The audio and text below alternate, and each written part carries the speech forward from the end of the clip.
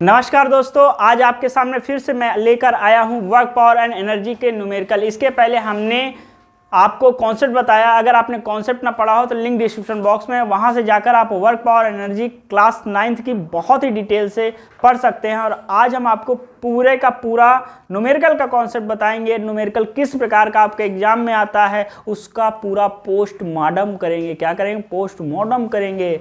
तो दोस्तों स्टार्ट हो जाइए और कॉपी पेन निकाल लीजिए। क्वेश्चंस आपके बोर्ड पे पहला क्वेश्चन लिखा हुआ है, सॉल्व करिए। अगर सोल्यूशन नहीं आता है तो फिर आगे वीडियो को बढ़ाइए और सोल्यूशन देखिए, कॉन्सेप्ट क्या है ये भी देखिए। तो कोई एक्स्ट्रा बात ना करते हुए स्टार्ट करते हैं। आइए स्टार्ट करते हैं। देखिए पहला क्वेश्चन क्या है, calculate the work done in lifting 200 mass of water through a vertical height of 6 metre assuming g equal to 10 metre per second. तो सबसे पहले आप इसमें सोल्यूशन लिखेंगे। क्या लिखेंगे? सोल्यूशन लिखेंगे मेरे प्यारे दोस्तों। और यहाँ पर क्या है, calculate the work done. Work done हमें कैलकुलेट करना है और यहाँ पर हमको मास दिया है 200 kg। ठीक है मेरे प्यारे दोस्तों। और यहाँ पर वर्टिकल हाइट हमारा क्या है, 6 मीटर है और g इक्वल टू हमारा 10 मीटर पर सेकंड है, स्क्वायर है। ठीक है, इतनी चीज़ें हैं। तो मेरे प्यारे दोस्तों हमको वर्क डन निकालना है। कैसे निकालेंगे? तो देखिए work done is equal to होता है फोर्स इनटू डिस्प्लेसमेंट। ठीक है, तो सबसे पहले हमको फोर्स निकालना होगा। तो फोर्स कैसे निकालेंगे बताइए? दिमाग में कुछ आ रहा है?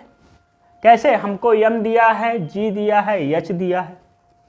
तो आप एक चीज और जानते हैं कि वर्क डन के हमने एक बताया था फॉर्मूला।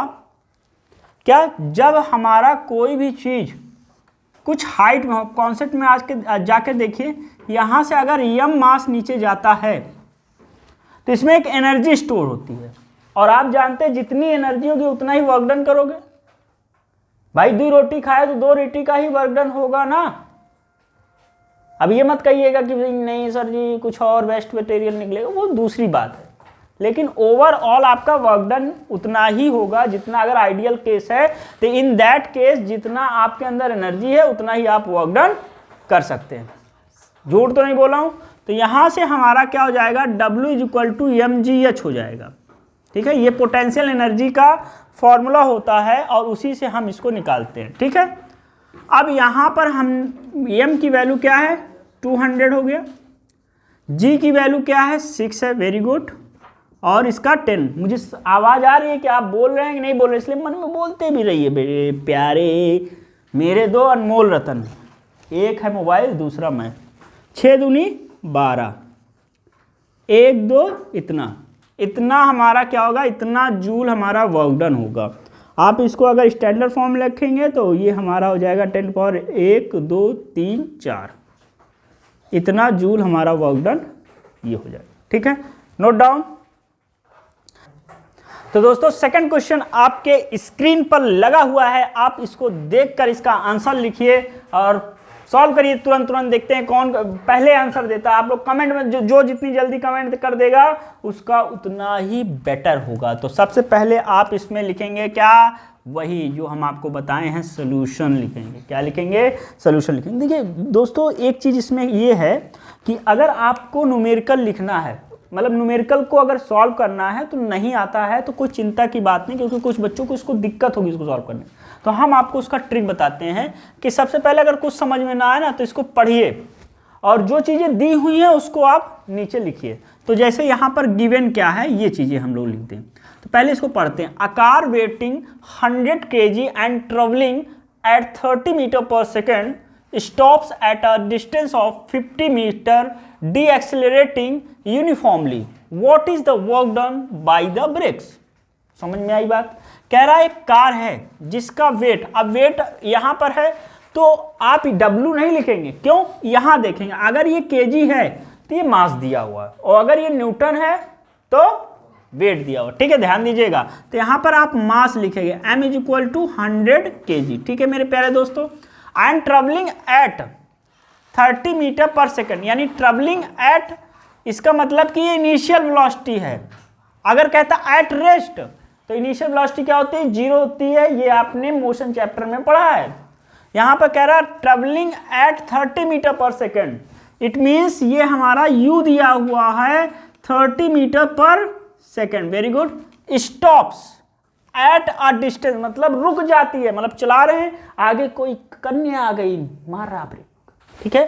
तो क्या हुआ, तो 50 मीटर डीएक्सिलरेट होके, मतलब कि 50 मीटर के बाद उसका एक्सीलरेशन लगातार घटता गया और वहाँ तो यानी कि डिस्टेंस हमारा कितनी मतलब कितना दूरी चला, यस हमको दिया हुआ है 50 मीटर, 50 मीटर चला और डी एक्सीलरेटिंग यूनिफॉर्मली, ठीक।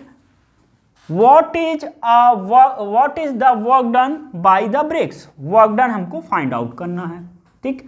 अब यानी इन्हीं डिटेलों में से हमको वर्क डन निकालना है। तो मेरे प्यारे दोस्त, अब जब वो 50 मीटर जाके रुक जा रही है, इट मीन्स क्या है, फाइनल वेलोसिटी इसकी 0 है। अगर स्टॉप हो जा रही है तो फाइनल वेलोसिटी 0 होगी। अब work done is equal to क्या होता है, फोर्स इंटू डिस्प्लेसमेंट। तो चलिए डिस्प्लेसमेंट तो हमारे पास है, लेकिन हमारे पास फोर्स नहीं है। अब हमको फोर्स निकालना है। फोर्स कैसे निकालेंगे, फोर्स हमारा क्या होता है, मास इंटू एक्सीलरेशन। आप देख रहे हैं मास है लेकिन एक्सीलरेशन नहीं है। अब हम लोग एक्सीलरेशन इन्हीं में से कहीं से तो निकलेगा, क्योंकि क्वेश्चन पूछा है, तो ये ना ये तो होगा ही होगा कि इसी में से हम लोग एक्सीलरेशन फाइंड आउट करना, यानी यहाँ पर। तो आपके पास इक्वेशन ऑफ मोशंस हैं, 3 होते हैं, रिमाइंड करा देते हैं। v equal to u plus a t, S is equal to u t plus half a t square, और v square is equal to u square plus 2as। ये acceleration के case में है। डी एक्सेलरेशन केस में जहाँ जहाँ positive हो वहाँ निगेटिव हो जाएगा। तो आप देख रहे हैं आपके पास u है, v है और s है, यानी t की बात नहीं हुई। जब t की बात नहीं हुई है और हमें a निकालना है, तो ये दोनों तो अपने आप कट गए, ये दोनों तो लगेगा नहीं। मेरे कहने का मतलब ये वाला लग जाएगा। तो लिखना थर्ड इक्वेशन ऑफ मोशन के अकॉर्डिंग, थर्ड इक्वेशन ऑफ मोशन हमारे पास है v square is equal to u square. अब यहाँ डी एक्सेलरेशन तो माइनस कर दो, माइनस 2as, ठीक है। v हमारा 0 है तो 0 का स्क्वायर, u हमारा कितना 30, तो 30 का स्क्वायर माइनस 2a, s हमारा कितना है 50 है। इधर चला आया तो 52 जा 100, a is equal to 30 into 30 हो गया, तो a इज इक्वल टू हो गया 30 इंटू 30 अपॉन 100। यहाँ 0 0 से 0 0 कट गया, 9 metre per second square. Acceleration आपका आ गया 9 मीटर पर सेकेंड स्क्वायर, ठीक है। अब हम जानते हैं we know that W is equal to क्या होता है, F इंटू एस। F नहीं है हमारे पास, तो F यहाँ पर हम निकाल देते हैं। वैसे हमारे आपके पास जगह होगा, सिमिट्री करते चले जाएगा। हमारे पास जगह नहीं, इसलिए हम यहाँ पर आपको फोर्स निकाल के दिखाते हैं। यहाँ दिख रहा है ना, कैमरामैन देख लीजिए, यहाँ पर दिख रहा है, ठीक। ये हमारा मास इंटू एक्सीलरेशन, मास कितना है 100, एक्सीलरेशन हमारे पास 9 है, तो 900 न्यूटन हमारे पास फोर्स हो गया। हुआ कि नहीं हुआ, होगा ना। अब यस हमारा कितना है, यस हमारा 50, और जब 50 है चिट्ठी आई है, नहीं आई है, आ गई 5000 जूल, ठीक है। कोई दिक्कत कोई परेशानी नहीं है मेरे प्यारे दोस्त, नोट कर लीजिए। फिर अगले क्वेश्चन की ओर हम लोग चलते हैं। तो दोस्तों एक यहाँ पर गलती हो गई है कि यहाँ पर हमारा क्या है 900 है, तो यहाँ पर आप क्या कर दीजिएगा, यहाँ पर हमने 100 लिख दिया था ऊपर देख के, तो इट्स माई मिस्टेक। 9 हो गया 900, 9 पचे 45, ठीक है। तो 9 पचे 45 हो गया, 2 1 3 0, ठीक इतना जूल। तो आप W इज इक्वल टू लिख सकते हैं 4.5 इंटू 10 की पावर 1 2 3 4, 10 की पावर 4 जूल, ठीक है मेरे प्यारे दोस्तों। इसको नोट कर लीजिए। चलते हैं फिर अगले क्वेश्चन पे। तो दोस्तों ये क्वेश्चन अगला आपके स्क्रीन पर है, देखिए बहुत ही सुंदर क्वेश्चन है और आपके एग्जाम में आने की पॉसिबिलिटीज इसकी बहुत ही बेहतरीन है। तो आप इसको देखिए और समझिए कैसा है, आपके कैसा लगा। अच्छा चलिए, to bodies of equal masses move with uniform velocity v and 3v respectively, find the ratio of their kinetic energy. ठीक है, जैसा कि आप जानते हैं, हमने आपको पिछले क्वेश्चन में बताया कि सबसे पहले जो चीज़ दिया है उसको हम लोग लिख लेंगे। तो यहाँ पर गिवन क्या है, two bodies of equal masses, it means m1 is equal to m2 is equal to हमारे पास m है, move with uniform velocity v1 और v2, v1 हमारा v है, v2 हमारा 3v है।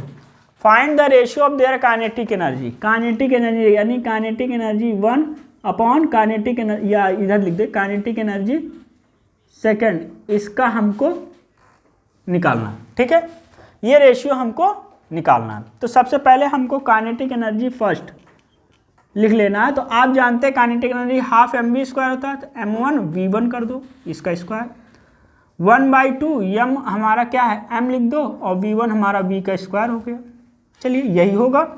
अब काइनेटिक एनर्जी हम सेकंड लेते हैं, हाफ m हमारा क्या है m ही है, वेरी गुड, और v हमारा क्या है 3v का होल स्क्वायर।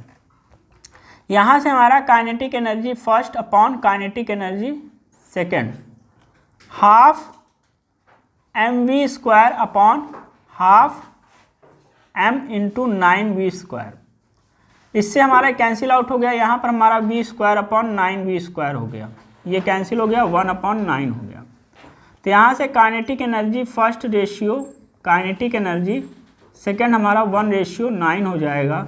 ये हमारा आंसर हो गया। देख लीजिए दोस्तों, अगले क्वेश्चन की ओर चलते हैं। तो दोस्तों अगला क्वेश्चन आपके स्क्रीन पर लिखा हुआ है, आप इसको देखिए, समझिए और जानिए कि इन क्वेश्चन में है क्या। तो दोस्तों ये क्वेश्चन हमारा क्या है, अ बैग ऑफ व्हीट, सबसे पहले इसमें सोल्यूशन लिखिए, अ बैग ऑफ व्हीट 200 kg, यानी कि हमको मास दिया है इसमें 200 kg। ठीक है, what height should be raised, यानी कितने हाइट तक हमको आगे ले जाना, ये दैट इट्स पोटेंशियल एनर्जी, यानी कि पोटेंशियल एनर्जी हमारा जो हो जाए वो 9800 जूल हो जाए, और यहाँ पर g इज इक्वल टू दिया 9.8 मीटर पर सेकेंड स्क्वायर। ठीक है, ये चीज़ें हो गई। तो ये आपके पास क्वेश्चन है। अब यहाँ से आपको यच निकालना है। तो बेटा आपको ये जानकारी होना चाहिए कि पोटेंशियल एनर्जी होती क्या है। हमने अपनी वीडियो में बताया था कि यहाँ एक लड़का चढ़ा होता है और नीचे कोई एक लड़की होती है, और उससे कहता है कि ये बता कि मुझे कूदना है कि नहीं कूदना है। तो इसके अंदर क्या होता है, पोटेंशियल एनर्जी होता है। ये अपनी इसी पोटेंशियल एनर्जी के घमंड के कारण कह रहा है कि मुझे कूदना है कि नहीं कूदना है। और ये यच हाइट अगर है और इस लड़के का मास हमारा m है, तो ये पोटेंशियल एनर्जी यहाँ पर हो जाएगी mgh। ठीक है, इसी ये हमारा इसके अंदर जो रेज्ड हुआ पोटेंशियल एनर्जी वो mgh है। तो पोटेंशियल एनर्जी बराबर होता है mgh। ठीक है, कोई दिक्कत, पोटेंशियल एनर्जी क्या है 9800, m कितना है 200, कितना है 200, वेरी गुड। g कितना है, g है 9.8, h की वैल्यू हमको फाइंड आउट करनी है, तो h इज इक्वल टू 9800।